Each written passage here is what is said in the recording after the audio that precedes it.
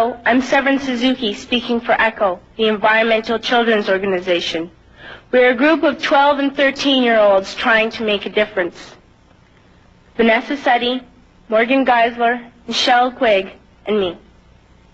We've raised all the money to come here ourselves, to come 5,000 miles to tell you adults you must change your ways.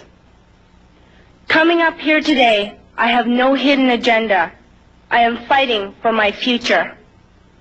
Losing my future is not like losing an election or a few points on the stock market. I am here to speak for all generations to come. I am here to speak on behalf of the starving children around the world whose cries go unheard. I am here to speak for the countless animals dying across this planet because they have nowhere left to go. I am afraid to go out in the sun now because of the holes in our ozone. I am afraid to breathe the air because I don't know what chemicals are in it. I used to go fishing in Vancouver, my home, with my dad, until just a few years ago we found the fish full of cancers.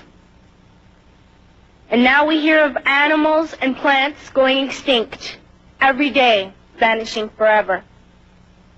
In my life, I have dreamt of seeing the great herds of wild animals, jungles and rainforests full of birds and butterflies. But now I wonder if they will even exist for my children to see. Did you have to worry of these things when you were my age? All this is happening before our eyes, and yet we act as if we have all the time we want and all the solutions. I'm only a child, and I don't have all the solutions. But I want you to realize, neither do you. You don't know how to fix the holes in our ozone layer. You don't know how to bring the salmon back up in a dead stream.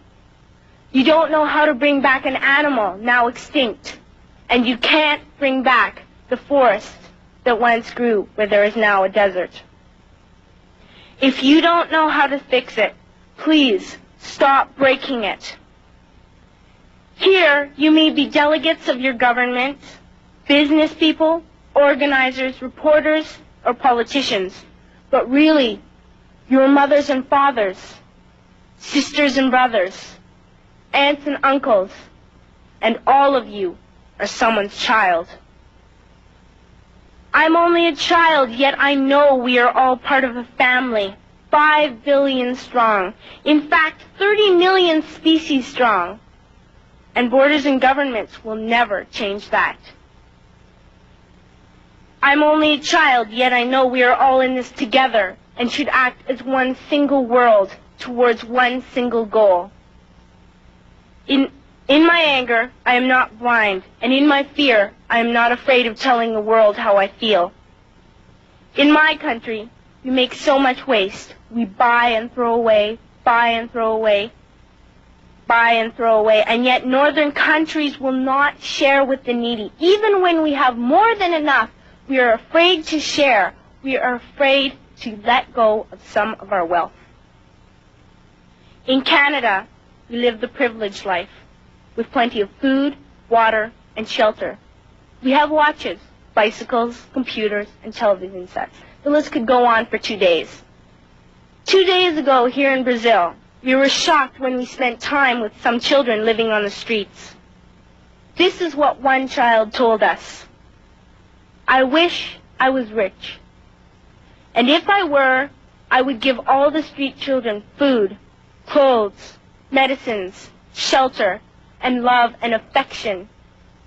If a child on the streets who has nothing is willing to share, why are we who have everything still so greedy?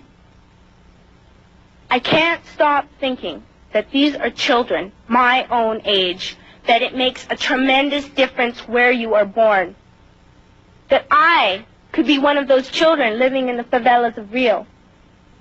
I could be a child starving in Somalia, or a victim of war in the Middle East, or a beggar in India.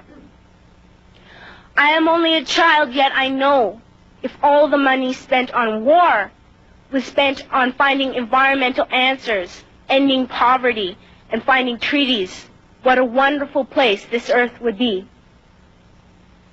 At school, even in kindergarten, you teach us how to behave in the world.